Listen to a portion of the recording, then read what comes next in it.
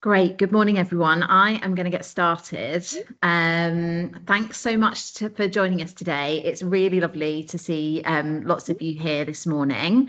Welcome to Changing the Script, How the National Theatre is Redefining Workplace Culture. My name's Gemma McCall, and I'm the co-founder and CEO of Culture Shift, and it's a real pleasure to host this conversation today. So for anyone who's new to Culture Shift, we're the team behind the report and support system, which is now used across universities, workplaces, and cultural institutions, including Channel 4, the Barbican, and of course, the National Theatre. And our partners don't just come to us simply for a reporting tool.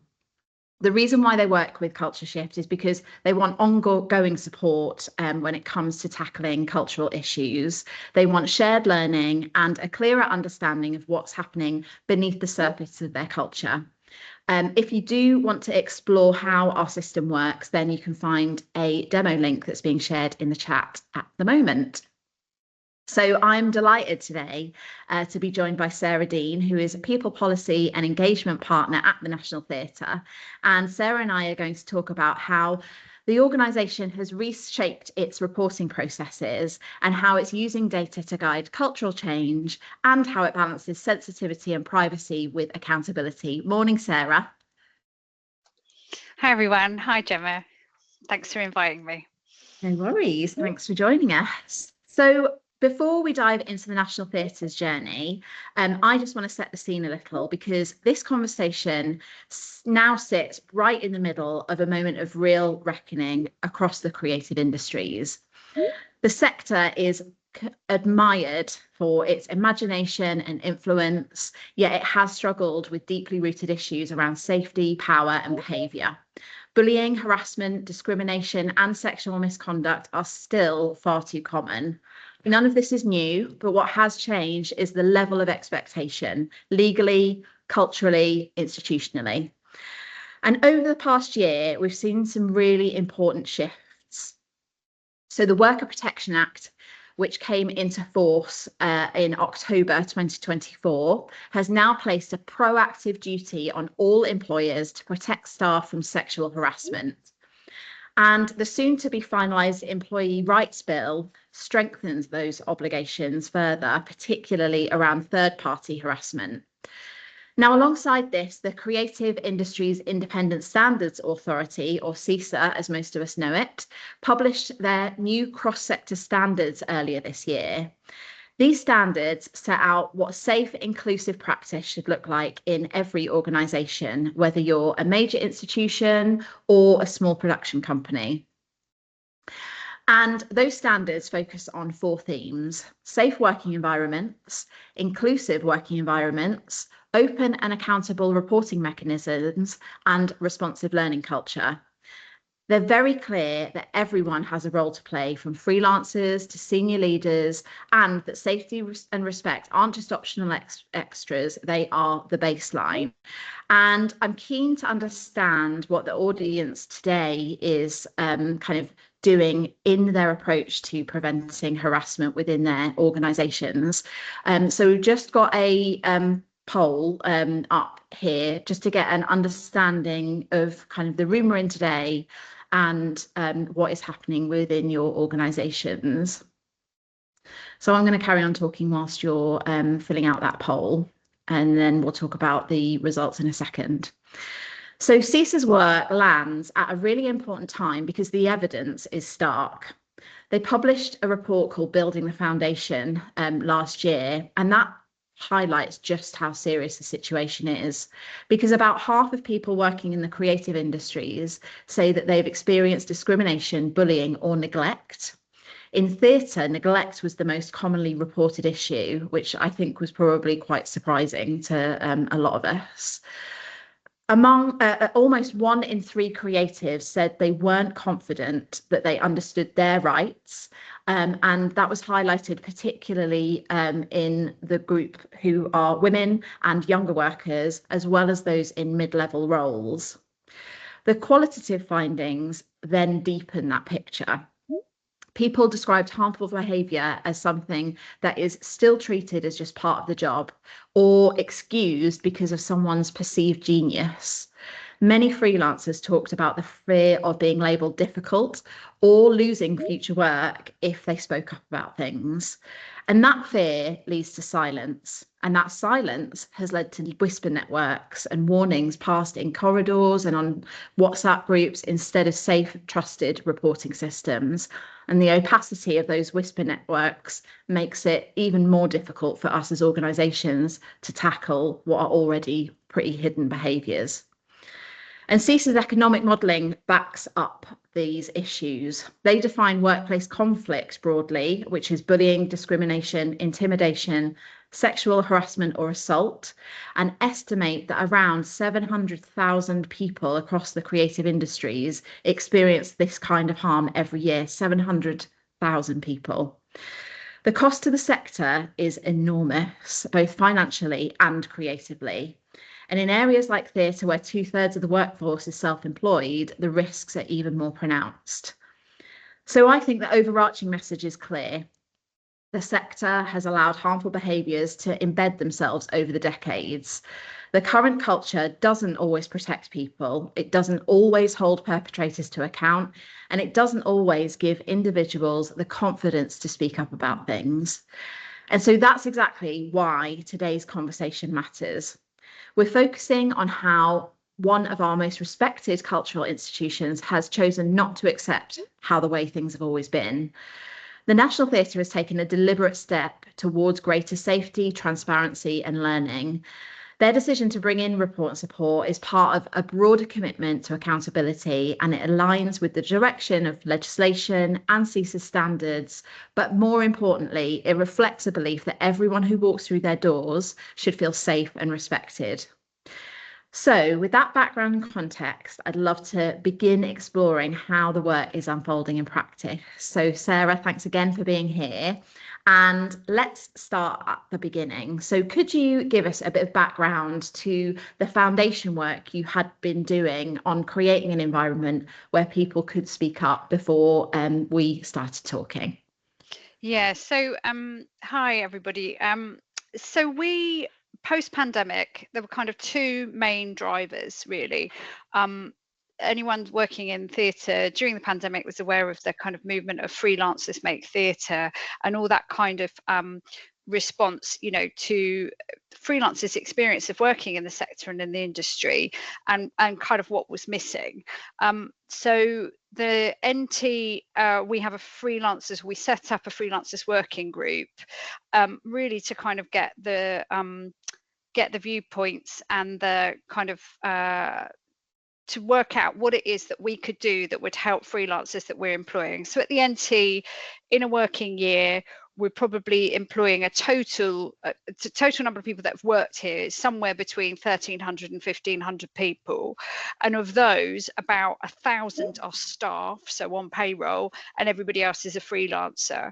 And the freelancers would range from an actor on the stage through to someone with specialist marketing knowledge who comes in specifically for a show over a period of time, or even someone who's, you know, within our workshops who might be, you know, a specialist in gilding who comes in and does 3 days on a prop or something. So that's the numbers we're looking at. So yeah, so we had our freelancers working group, and they were saying, you know, we want to understand how we could establish a speak up culture, how we can, you know, understanding that if I report something, what would happen, but more importantly, the thing that comes up all the time, which is that if I report, what will happen to me, and is there an anonymous route, or what if I'm seeing it happen to someone else? So that was in our sort of mix post-pandemic. And then the other thing that we had coming through was we set up we sort of named a policy and a way of working. Everyone is welcome for our front of house teams. So it's a sort of it's a statement and it's a policy that's written in our, you know, you come in through our doors, it's written on the wall, it's on every ticket receipt you get sent by email that says it flips on its head really the idea that the customer is always right. So it's basically saying in response to the pandemic, everyone who comes through these doors, whether they're working here or a member of the audience, should feel safe, should be able to you know, respond to what's going on around them, and whether that's please put your mask on, or whether that's actually challenging microaggressions or beyond. And so those two things happened at the same time, and then the National Theatre are part of CISA, which was set up in 2021, and Laura Friedner, who's our Director of People and Culture, was part of that group that set up, that basically developed this CISA standard. So as we said, one of those is open and accountable reporting mechanisms. So we were on that trajectory to, we need something like this, what can we find? So that's what we were doing. The kind of background. Great, thank you. I should say, if anyone has got any questions for Sarah, please either put them in the chat or submit them in the Q&A, and there will be time for Q&A later, so please feel free to ask away. And I think actually, just looking back at the poll that we just did, the responses to the question, which of the following describes your approach to preventing harassment, is interesting, because it kind of probably falls in line with kind of where you were. So 50% of the people listening today are already proactive and have clear preventative measures in place. And then the other half are currently reviewing our policies to become more proactive in line with the Worker Protection Act. And I would say maybe like that's kind of a good alignment with kind of where you were at this point when we kind of started talking, right? So what then shaped the decision to work with Culture Shift over other options? It would be really great to hear like what features or requirements mattered to you most at the National Theatre, and then what made us the kind of right fit to work with you guys as a large, public facing cultural organisation. So I think it's quite important to give a shout out to our colleagues at the RSC.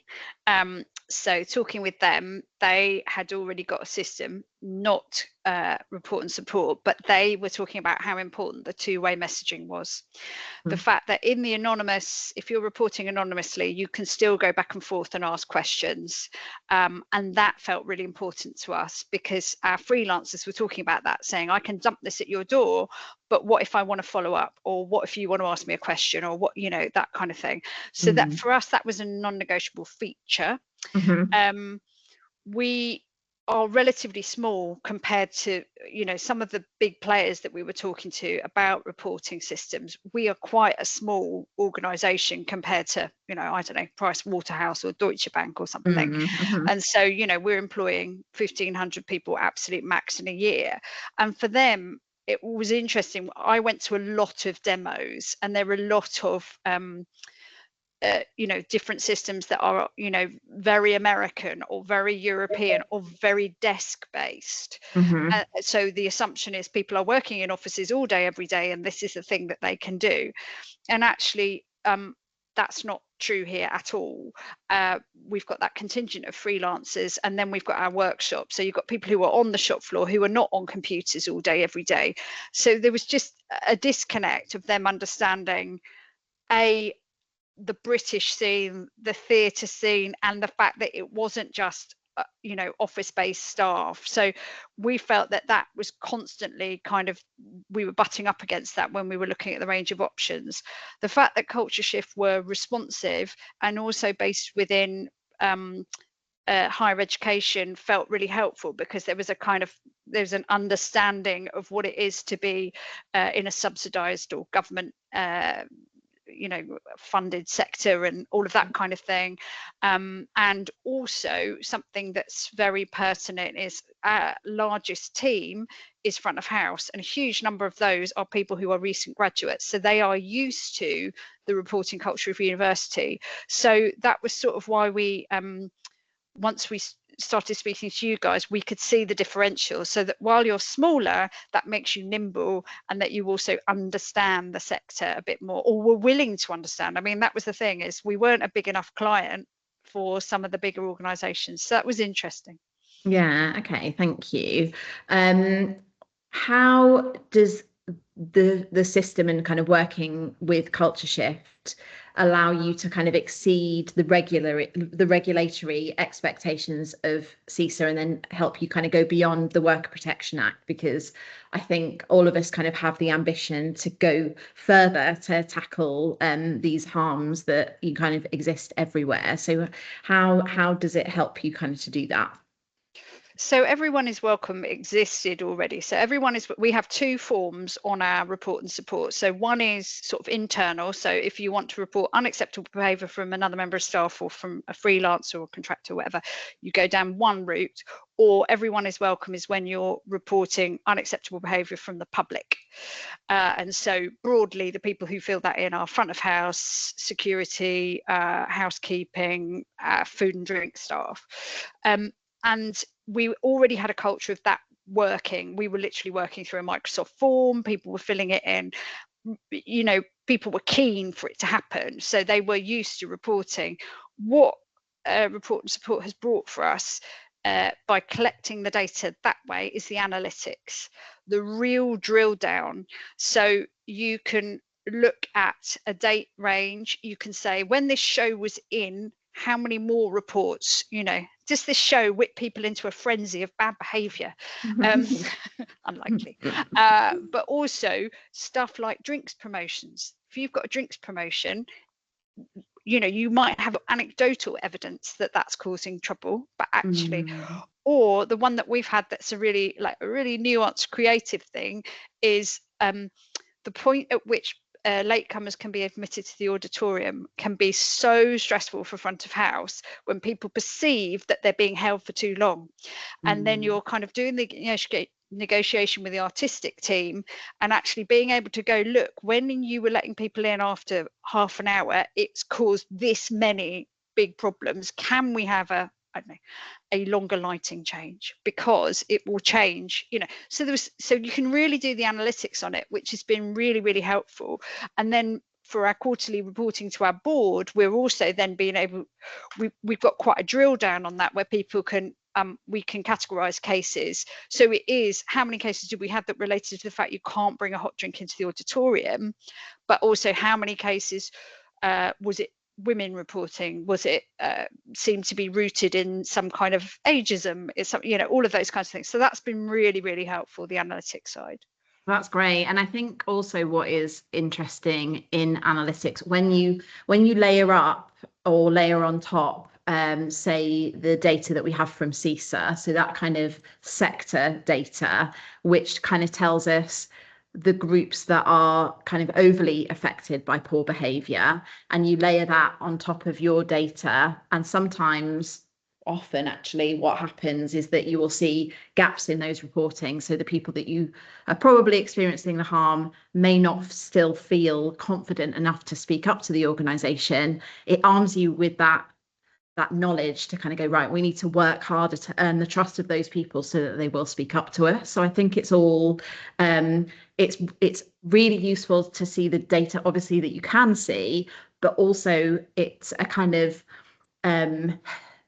sense check when you can't see the data that you're expecting to see as well. Like, you know, it's all kind of interesting in the whole context.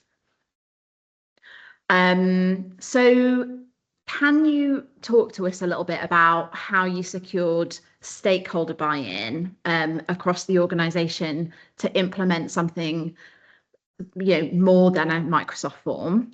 And then could you also tell us a little bit about how you've engaged people across those very different roles to kind of buy into the system and use it once it's implemented and launched? So during the setup periods when we were working with Yumi from your team, one of the things that she was like, it's really, really key to create is a flow diagram that anyone can download, a graphic. I mean, I literally did it on Word, but, you know, kind of nothing too fancy. But that flow diagram that says, if you report anonymously, it goes like this. If you report openly, it goes like this. If you report on behalf of someone else, all of that. So we were trying to make that kind of information about where does it go if I tell someone what happens next, you know, all of that, trying to have that in a quick and easy. We were also launching at the same Sorry, time. There it is. I'm going to present it here just because I was looking at this flow chart last night, and I think it's it under was what's really happened. interesting. What happens if once I've submitted my report? I think it's there. Yes, here it is. So you can view that chart here.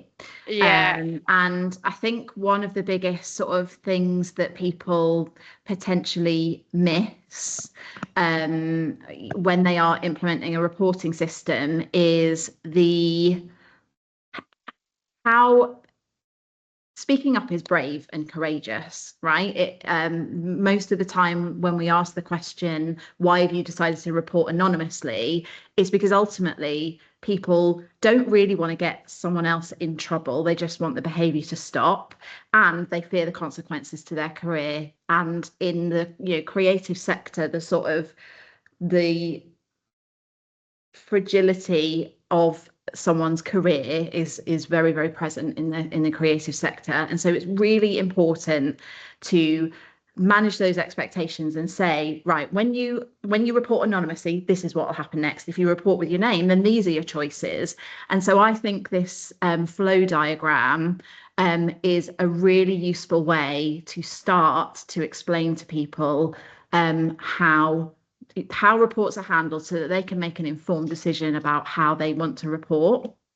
Yeah, and I mean that's not the most beautiful thing, but it kind of it serves a purpose. And actually then we launched at the same time as our intranet, or we had an internet refresh.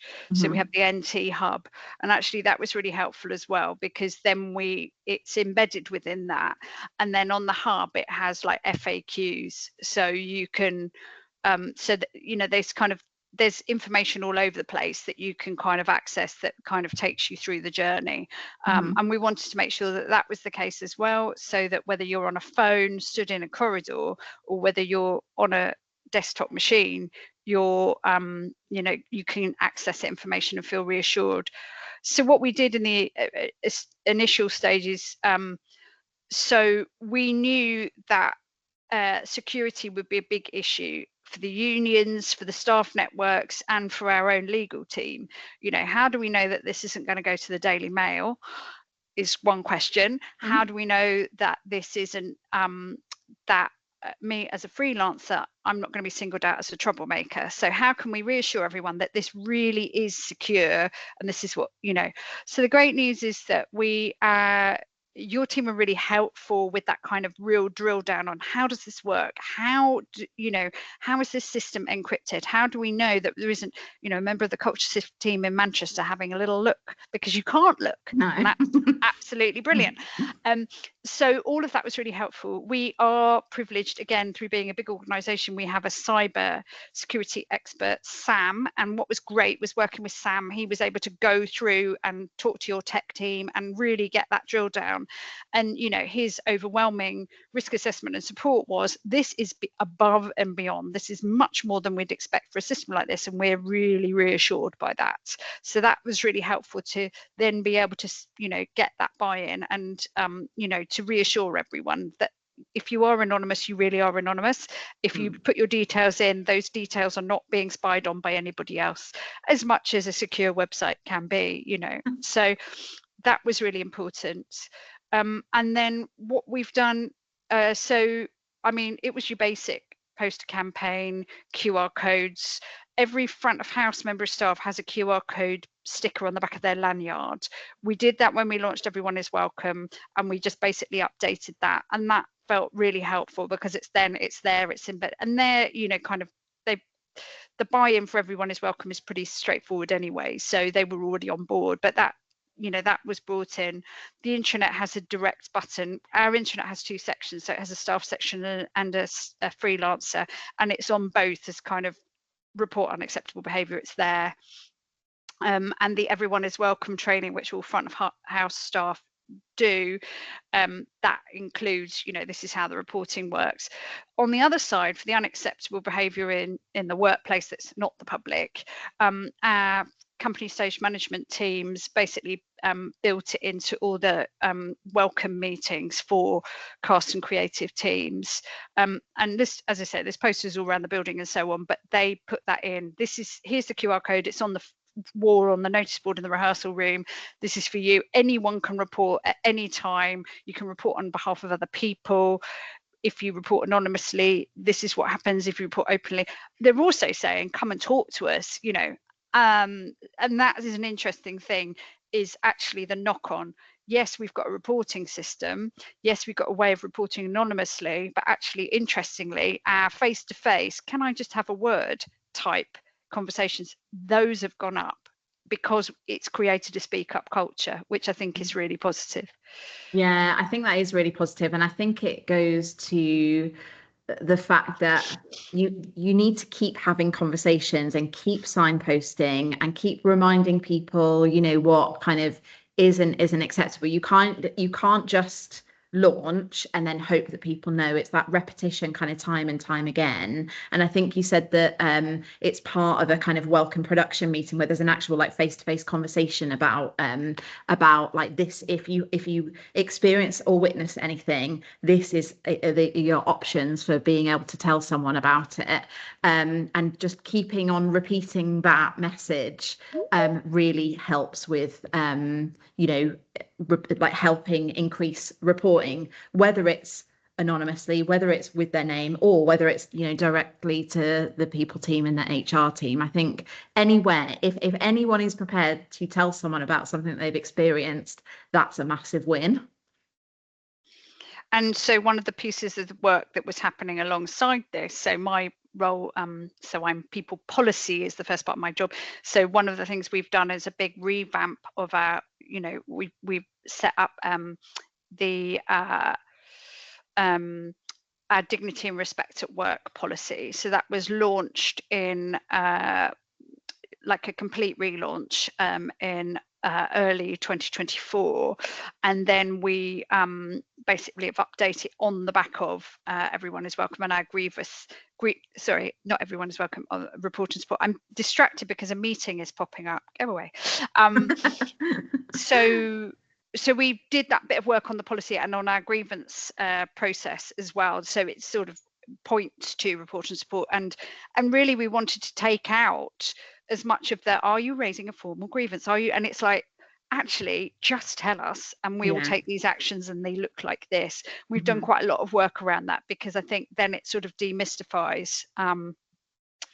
So definitely. That felt like that was all part the of it. language around grievance, etc.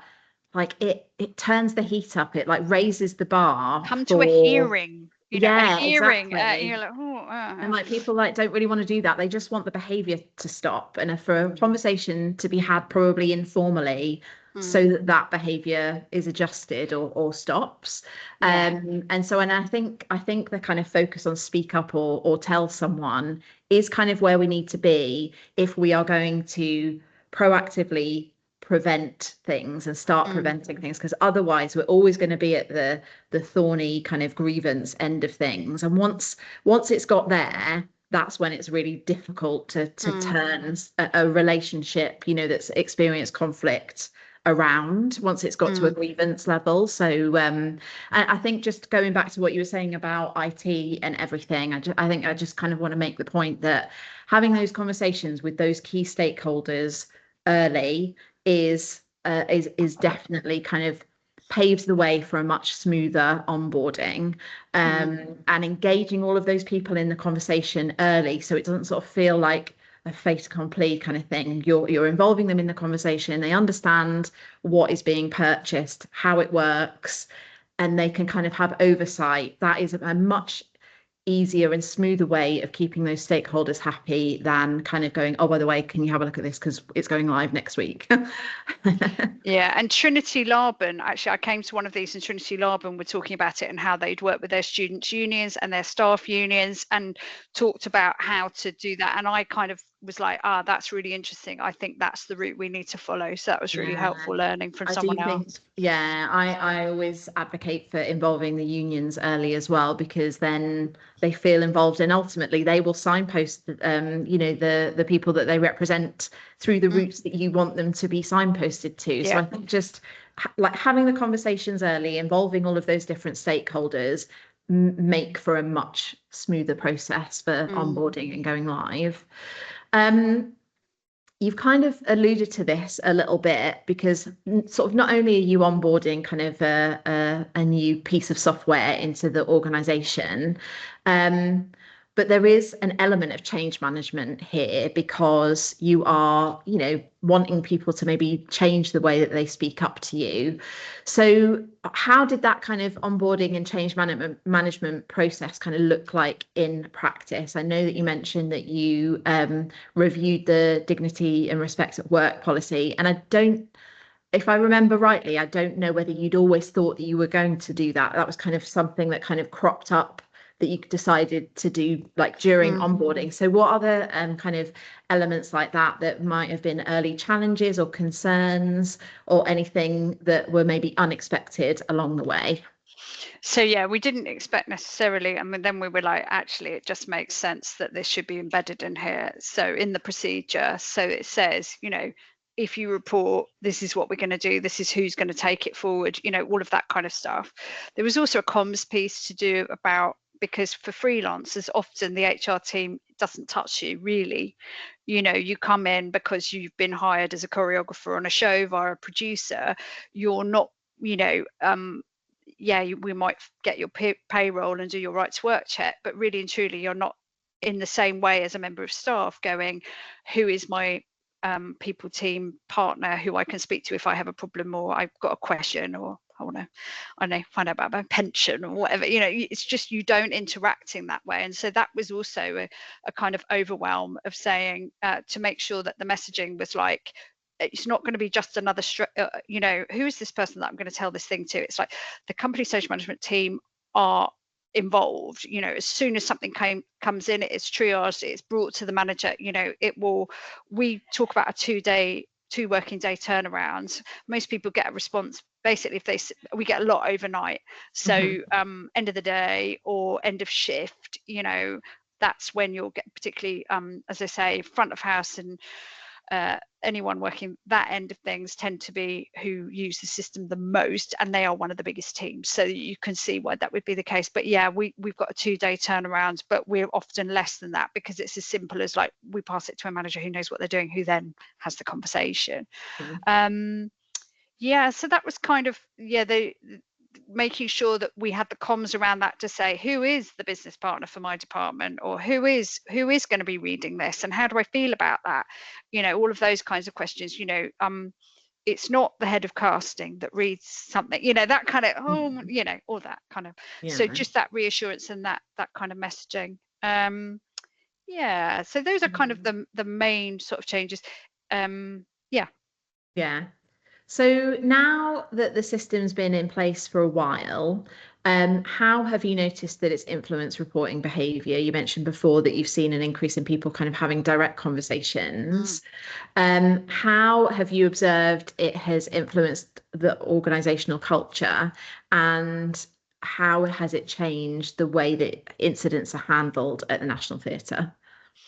So I think we always wanted everyone is welcome to work as what they call, the broken windows theory of, where people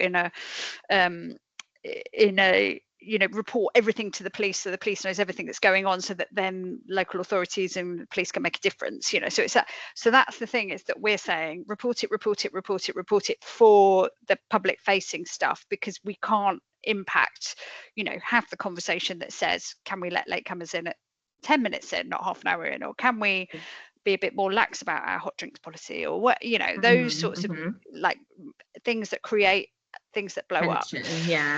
So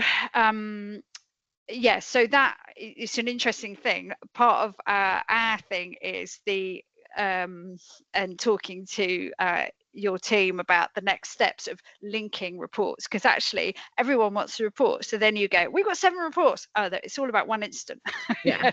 which is everyone diligently going, right, we must report it, which Yeah. is fabulous, really, really good. And as I say, the other one that we've had from managers, which has been really reassuring, is being able to say, whether it's established members of staff or contractors or whatever, quite literally being able to point to a poster and say, no, that's not acceptable. Like those informal and early interventions through our management training, people are like, I feel much more confident because we have got a campaign around the building. We've got a thing on the intranet that says we're going to tackle this. So if anyone is, casually sexist or, has not thought about the impact of their words, that kind of managers feeling empowered to just go, no, that's not how we behave here. Let's talk about that. You do realize that could impact someone else negatively. So that has felt like, it's anecdotal, but it feels like it's a real positive. It strengthens their ability to challenge. Definitely. And that's sort of, because that's hard. Like, we've all kind of been on the kind of active bystander courses and everything, and some kind of areas it's now being referred to as courageous bystander, because intervening and being able to have that kind of early immediate intervention is quite courageous, because it's awkward, and we're quite British and we don't want to upset anyone. And so the fact that the kind of surrounding campaign, and that people are reporting those lower level behaviors as much as the kind of more serious behaviors, is a really fantastic sign that the kind of messaging and everything is working. And it's manageable. I mean, we're not kind of like, Overwhelmed. That was the other thing, overwhelmed. Yeah. And that was, I think we've had the conversation with yourself, and when I was working with Yumi from your team, the kind of slight paranoia, and talking to our colleagues from the RSC, and who else did I speak to? I spoke to some people from Channel 4, and everybody went, you think, oh gosh, what if it's all going to come out? And actually it's all been very, much as you'd imagine, very manageable. And kind of, actually, as I say, those conversations of, well, I was going to put this on report and support, but actually I'm just thinking, shall I have a conversation with you, and what can we do, and that kind of thing. That's what it's built, as opposed to you have 57 unread reports. It's not that at all. And they're all anonymous, and you're gonna be going, oh my goodness, how am I going to be able to tackle all of these anonymous reports? You're sort of building a fuller picture, because it's giving people the courage to actually speak up in person and put their name to things, and you're getting that kind of anonymous intel as well, to kind of get the fuller picture of what's happening in the organization. Definitely. Yeah, so that's kind of that's been really helpful. That's good. Yeah, I'm going to come to the questions from the audience in a second, but on reflection, what lessons have you learned, both sort of expected and unexpected, about implementing and going live with an anonymous reporting system, and what advice would you give to other organizations considering doing it?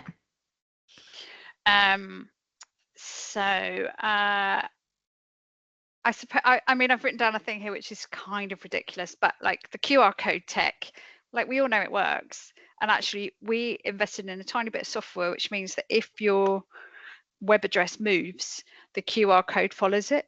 Anyway, handy hint, everyone. But our front of house team were like, this is really helpful, because when we've changed platform before, we've had to redo every poster and everything. So I don't know, but and being able to therefore then go, actually, we're going to point people to this support part of the site rather than to the form at the front, because that's how we want to triage things. So that's been really interesting, that you can, that's given us a bit of freedom with that. So that's been really helpful. I mean, it is that thing of not just having everything anecdotal. And we think it's this, we think it's that. Well, actually, we can drill down and go, it looks like it's this, because we've got some data now. And that feels really important and really helpful. And also being able to just reiterate, we have like company meetings once a month where and sort of staff town hall and so on. And someone was saying, how could, there's anonymous questions for this chief exec and co-CEOs, and one of the questions was, how can we be assured that everyone is getting the message about reporting? And it's like, well, the stats seem to tell us that people are reporting, and we are, every meet and greet it is raised, it's on the backs of doors in changing rooms, it's in every dressing room, it's so it's like, I think people know about it.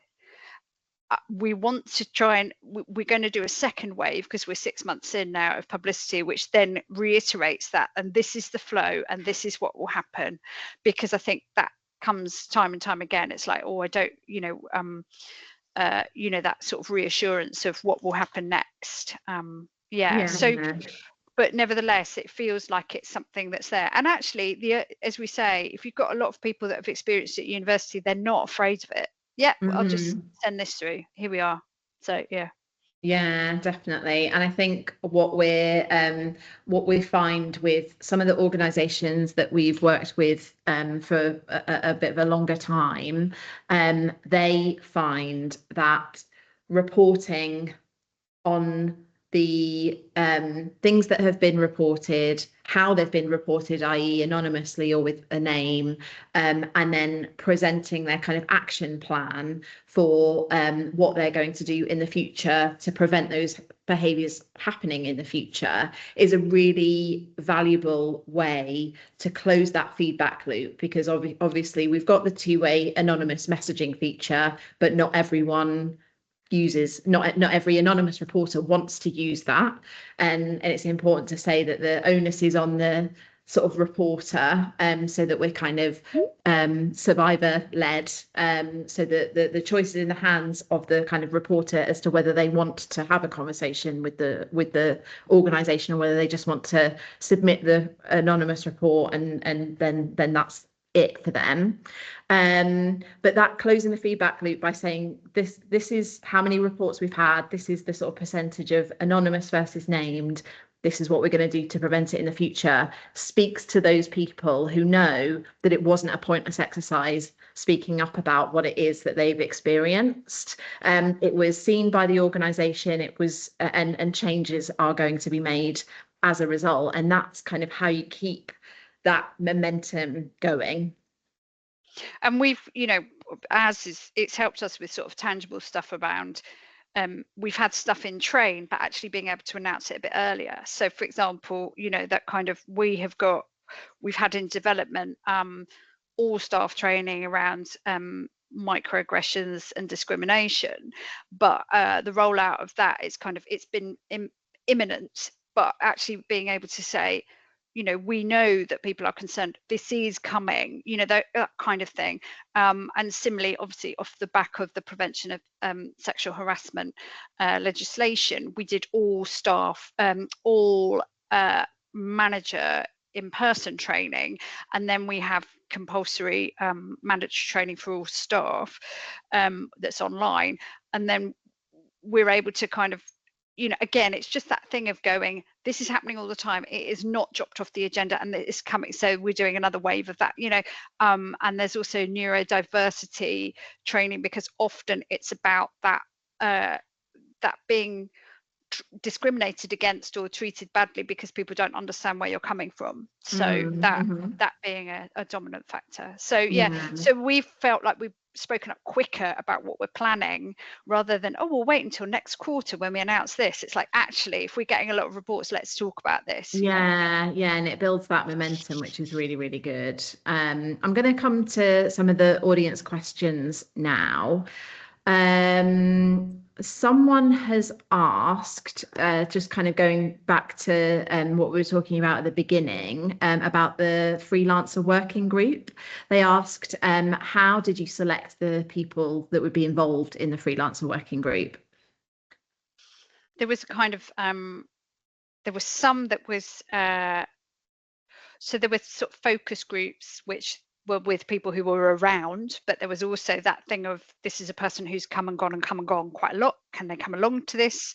And then so then people were responding to that, to what the kind of actions or that came out of that. And so there were some that were in the building working on stuff regularly, so they could have some time, paid time, apportioned to be part of that group. And then there was and some other people that were in a sort of consultative role. So, but it was broad. So it was that asking heads of department to say, who is a key, who's a freelancer that comes and goes a lot, or who do you think should have a, we want to make sure that we don't just have, I don't know, freelancers that work in marketing, when in fact someone in the props department's got very different experience. So so it was heads of department thinking about that. And you did you just say there that you paid them for their time in the working group, which is something that we talk about a lot with our higher education partners, like paying students for their time is something that means that you get buy-in from it, basically. So it's important to remunerate people for that. I should say that I wasn't involved in that work directly. I didn't start work until about 6 months later, but that's how I understand it. If anyone knows any different, do let me know. I think we've answered the question about how do you get word to your colleagues about the reporting mechanism. It's like signposted in many different ways, and kind of keep talking about it. And it's next door to the one that says scan this QR code if you want to report a mouse. It's also next to that. On the wall we have these posters which is report it, and there's all sorts of things, and it is one of those. So yeah that and the mice on the South Bank. There you are. Unacceptable behaviour of all species. It's important. Someone has asked what preventative work has been happening around the report and support system. You've mentioned training and manager support, but is there anything else that you haven't necessarily mentioned? I suppose when we did the work on the dignity and respect at work policy, and we were talking with our colleagues who deal with a lot of freelancers, so company administration, casting, company stage management, and actually wanting to be in very plain language that would say, whereas you'd get sort of policy speak that says could lead to dismissal, or could, which when you're dealing with a member of staff is easier to implement. The kind of, you behave like this, we will challenge you on it. If you carry on behaving like this, we're going to have to do something serious. But actually working out how we said that about freelancers, and we have a sentence that says the National Theatre, in the event that this behaviour or this, an incident is serious enough, it's all checked out by legal, but basically it's saying, quite plainly, the National Theatre will not work with that person again. And it is in there because we had so much that was so broad, and it felt like it only related to staff. And so we have been through that process of saying, really demystifying and just saying, this is unacceptable. We will investigate, we will find out about this, and we will take action up to and including dismissal. And that, if you are a freelancer who's off now and not actually on contract anymore, you're not going to come back if this is what the findings are. So just kind of trying to be really plain about that has felt really important, because it's not just an empty, well, they'll stop working there, that they'll finish their contract, so no one will do anything. And so there is something there that felt really important, and that was a big period of debate of how do you express that, and how do you how legally binding, and in the end it's like we're talking about procedure. We're saying we're going to take this, we're going to investigate, we're going to follow the process, the HR process, and yes, someone might not be an employee, but that doesn't mean that we're going to just go, well, there's nothing we can do. That everyone is held to account for the standards that you're setting around behavior within the organization. I think that's really important to say. I've got a couple of interesting questions. One which I don't know whether you'll know the answer to this off the top of your head, but someone said, can you tell me how many people in percentages have used the reporting mechanism? I don't know that off the top of my head. No. And particularly because the everyone is welcome is such a dominant factor. So and that feels like it probably would be 150 people who are in a 160 person team of front of house have probably submitted something in the last 6 months. So it's quite small, I would say. I mean, the unacceptable behaviour in the workplace number of reports is really quite small. But as I say, you then would go, but actually, what has the speak up culture created? So it doesn't feel like we're on this kind of, we've uncovered a whole seam of bad behaviour. But it feels like we're in a positive, let's all deal with stuff as it happens, you know. So yeah. Someone has said, a flip side question, apart from reporting bad behaviours, is the culture shift software also built to offer endorsement of a positive behaviour? And the very short answer to that is yes, because speaking up about culture damaging behaviours is such a difficult issue for most organisations. In most organisations, that behaviour stays underneath the surface until it starts becoming expensive for an organisation, i.e., people leave the organisation or go on long-term sick because of the experience they're having whilst in the organisation. That's the area we focus most on, but there are a couple of organisations that we work with that also have the ability to offer positive endorsement. So that's the very easy answer to that question. Someone else has asked, which I think is a really interesting question, particularly, in the area that you're in. Have you experienced challenges with reports about star talent and ensuring these are dealt with in a consistent way? I know that there was a lot of thinking about that prior to the site going live.